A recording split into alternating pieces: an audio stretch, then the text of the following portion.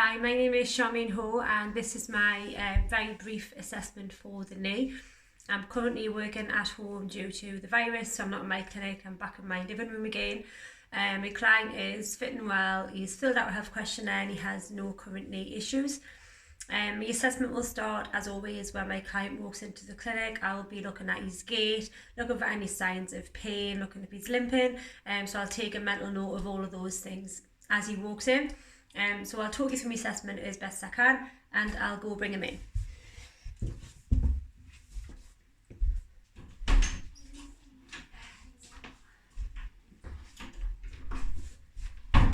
Right, pop your shoes off please. Right, so my client walked in with no obvious signs of any pain, no limping or anything like that. So the first things I want to look for is, as he's in this position, is his level of his hips. So I'll just place two hands on his hips and then apply pressure.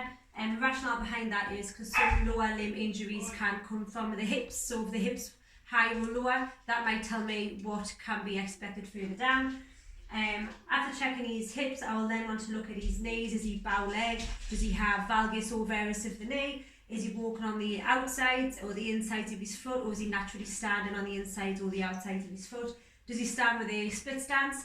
So those are the things that I will look for straight away. And also have check the arch of his feet.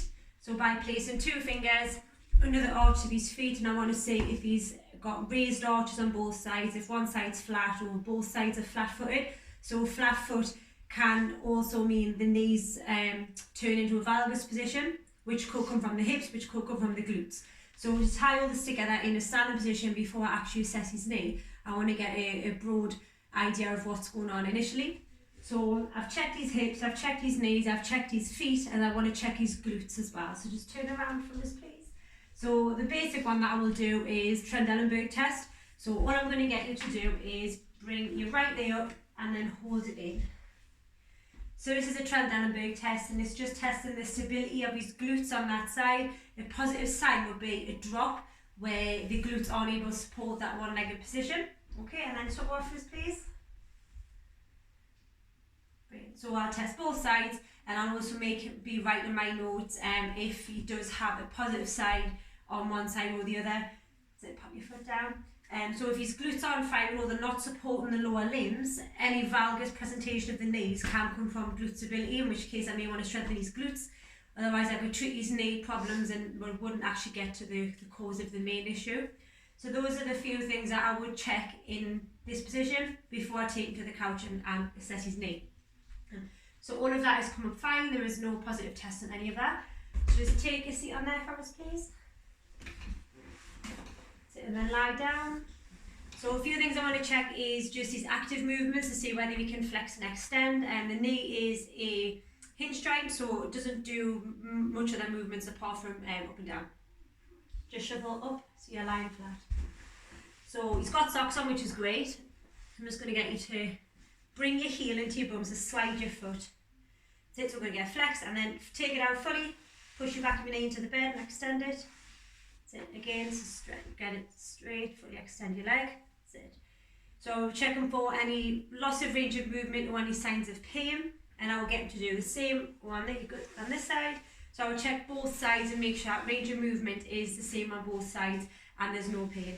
You can also apply your hand over the knee and just feel the sort of signs of crepitus in the knee as they're going through those natural joints. And some structures around the knee, you have the patella. So this is usually quite a flexible part of the knee. It generally does have quite a bit of movement. If you have had a bit of a dislocation, we can pop the patella we can move the patella, so a little bit of distraction on the patella, and if there has been signs of a dislocation, that's usually quite sore. Your client will generally jump up and not want you to do that. So we can do this little test as we're in this position, as we're sort of seeing if the patella is moving quite well. We can actually do that test while we're doing that at the same time. Other structures around the knee, you have the patellar tendon, which inserts into the tibial tuberosity. Patellar tendonitis, so anterior knee pain, is quite common and can be caused by a number of different things. So usually you will palpate the patellar tendon and just check for any signs of obvious pain or localized pain on there.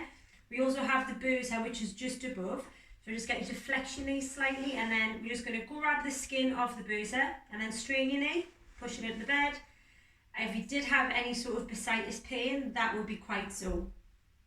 So just that would react quite nasty then there. Some of the structures around the knee, we have the medial collateral ligaments, we have the lateral ligaments, have the ACL and the PCL, so the cruciate ligaments. To test those, we would apply, so we put a little bit of flexion on the knee, about a 15-degree flexion of the knee. I'm going to stabilise the lateral part of his thigh with my hand, and then with my other hand, I'm going to apply stress to the medial ligaments of his knee. So things I'm looking for is laxity and pain. So the laxity will come from the end feel. Once you get past, sort of put them on stretch, if the end feel is very lax and just keeps on going, I would test it against the other side and see if the other side was the same. Also, if there was any instant pain, that would tell me something was wrong with that.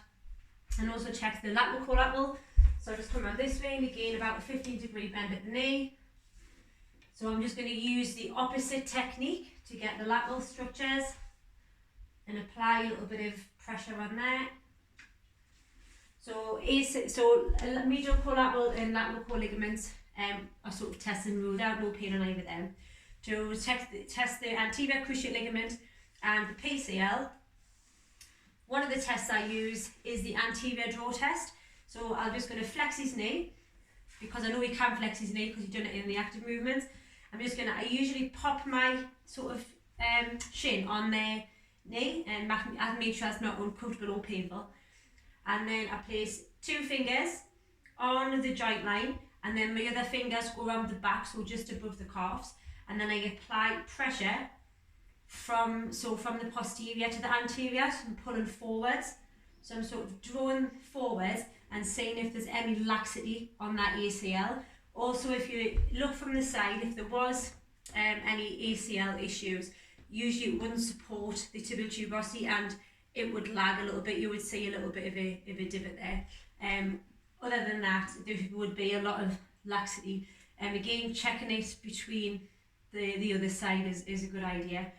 And test the PCL. Again, I place 2 fingers on the joint line. I place my hands on the tibia, and then I push force sort of anterior to posterior, and we're stressing the ligaments at the back. So I would again test it on both sides just to rule out any problems, or if I thought it was a little bit lax, you'd compare it to the other sides. Right, other structures is I would like to test the meniscus. So there is numerous tests for the meniscus. I'll just go through some that I commonly use. So McMurray's test is the main one that I use. So I place 2 fingers on the joint line. So we palpate the joint line. So we've got medial and lateral meniscus. So I'm just going to bring his leg up to bend your knee. So once I've palpated the joint line, if you do put a little bit of flexion on the knee, you can actually feel the joint line much easier. And I'm just going to flex the hip, so very passively flex, and then rotate the full lower limb. So we'll go left and then right. So the rationale behind this is we are sort of grinding against that meniscus, and we either catch it or it gets a little bit sore, so we can feel the crepitus, feel the grinding, and also sometimes it can be a little bit sore. So on the joint line, bend your knee, bring it in. That's it. So rotate both sides, and then we actually straighten it, and we can do it in one full sweep. So we can rotate, bend your knee, and we can take it in, bend your knee. So we can actually do it in one sweep of movement. And what we're doing is we're rotating through that joint area.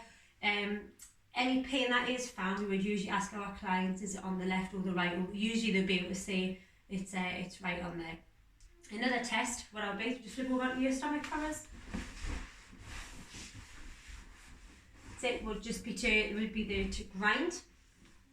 So we have 90 degrees at the knee. I'm going to place my hand on the calcaneus of the foot, because the strongest part of the foot. I'm going to apply pressure. So again, we're going pushing the tibia fibula straight down, and we're going to do the same movement but in this position, and grind through the kneecap, sort of like grinding through that meniscus. Again, so what we need to make sure is that we're not moving the ankle, we need to make sure we're moving the whole set of bones of the leg. So we'll grind and then we go the other way. Any pain felt, we would like to know, is it on, whereabouts is it on this side or is it on that side? We'll always test against the other side.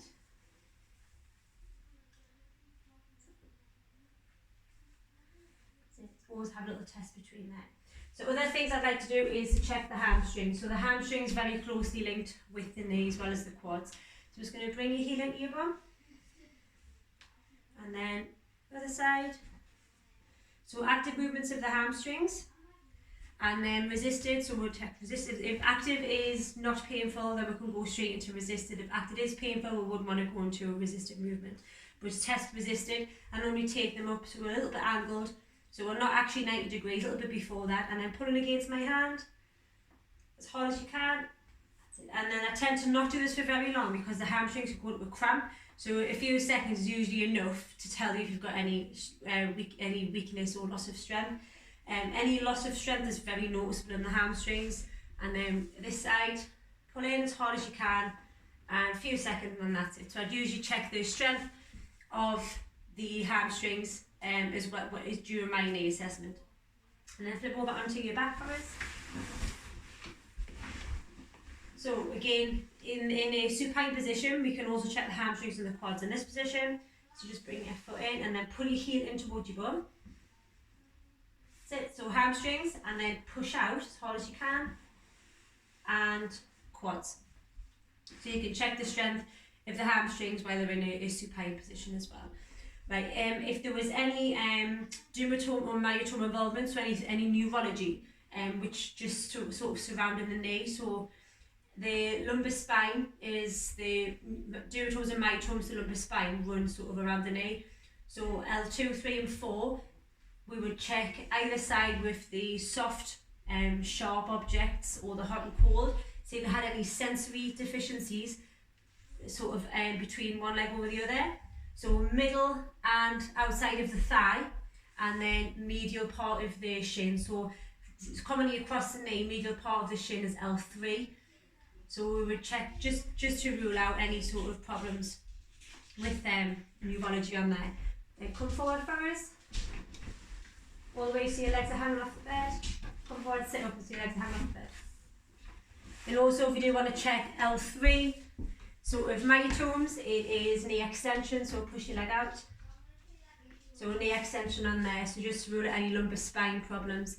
If the knee was all fine and we just wanted to check the lumbar spine, we could go through some dermatomes and myotomes while we're doing our knee assessment. Okay, and then if you just stand up for us.